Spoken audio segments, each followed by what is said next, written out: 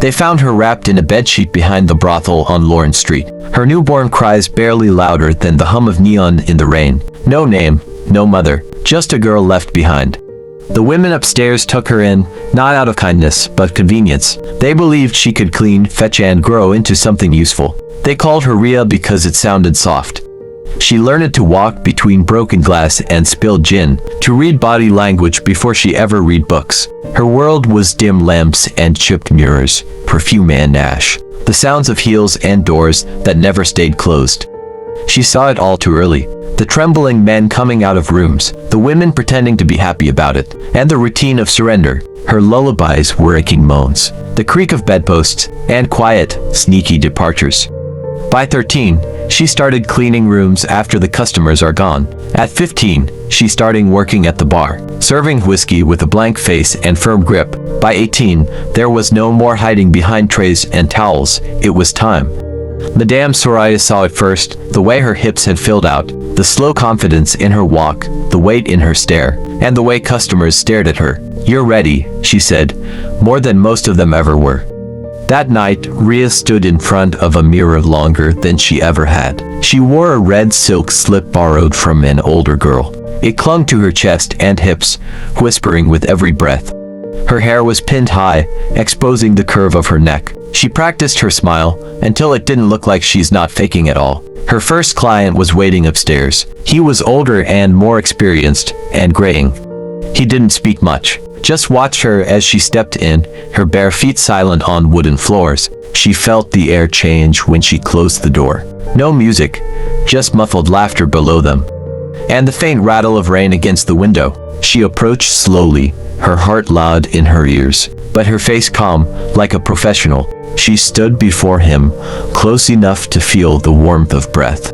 "Is this your first time?" he asked quietly. She nodded, and when he reached to touch her shoulder, she didn't flinch. He was gentle, too gentle, as if she might disappear if touched too fast. His fingers eased the strap from her slip. The silk slid down her shoulder like water, revealing skin so pale it glowed in lamplight. He kissed her collarbone, then lower, his mouth so warm, and her, trembling. She didn't close her eyes. She watched him and learned it, the way his hands hesitated, then wandered, growing bolder. When they lay back on the bed, she let him lead, let him worship the idea of her. Her body was unwrapped slowly, reverently, like a forbidden gift. There was no pain, only heat and pressure. Shaky and unfamiliar breath shared between strangers pretending it was fun. She didn't cry, but she didn't feel proud either. But she felt awake. And when he whispered her name like a prayer, she took her payment with steady fingers and left the room with a heart that no longer belonged to her former self. The innocence was gone. She worked 6 years with plans and strategy, not desperation. She became the most requested girl in the house, not because she was the most beautiful, but because she made men feel seen, desired and important. She never complained or begged. She moved deliberately, like every motion was meant to be remembered. A whisper louder than a scream, a hand across the chest speaking more than any words could. She saved every money she got, every single tip. She hid them under her mattress, in perfume bottles, behind loose bricks in the wall. By 24, she had enough to vanish, and she did. Rhea left in the pleasure house in the dark, no unnecessary goodbyes, and she stepped into the light of a new world. Uptown, with clean streets, high windows and people who smiled without looking you in the eyes.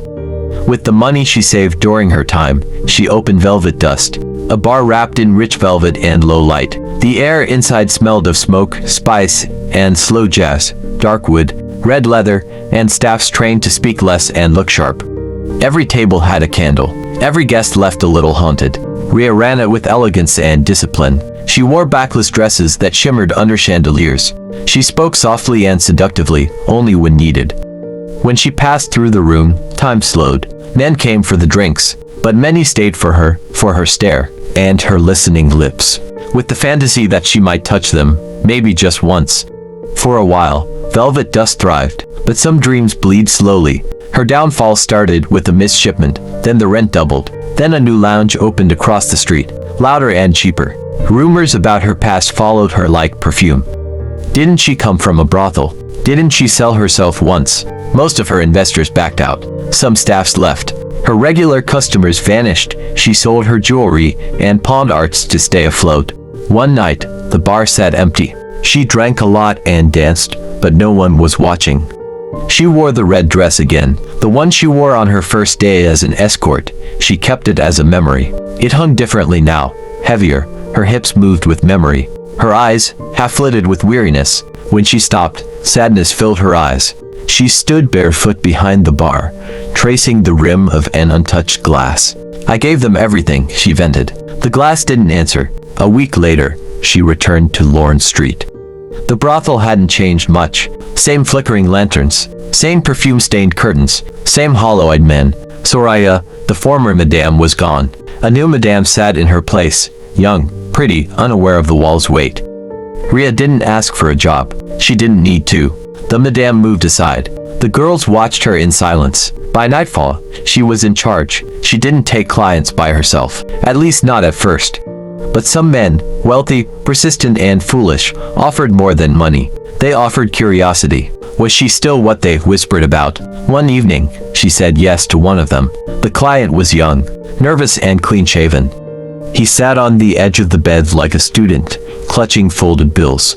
Rhea entered in a red robe and long gloves. Her perfume, vanilla and the wine hit him before her voice did. "Is this your first time?"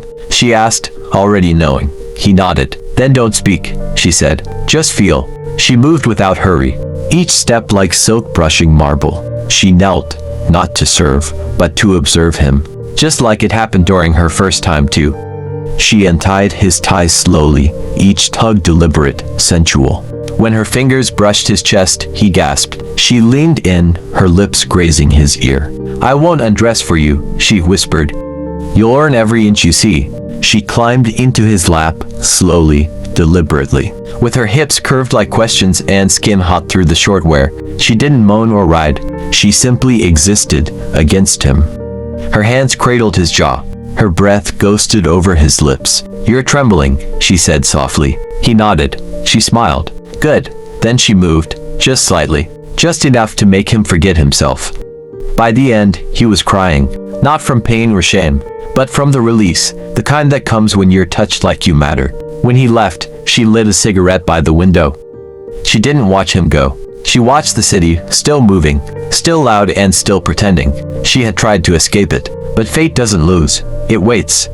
She was Rhea, born behind a brothel, crowned in candlelight. She had tasted success, worn elegance, but in the end she returned. Not as a girl, as its queen. Not all stories lead us away from where we began. Some take us full circle, dragging our dreams through dust and desire, only to return us home. Rhea didn't escape fate, she simply became it. If you enjoyed the story you watched, please check out my channel. Don't forget to like, share and subscribe for more.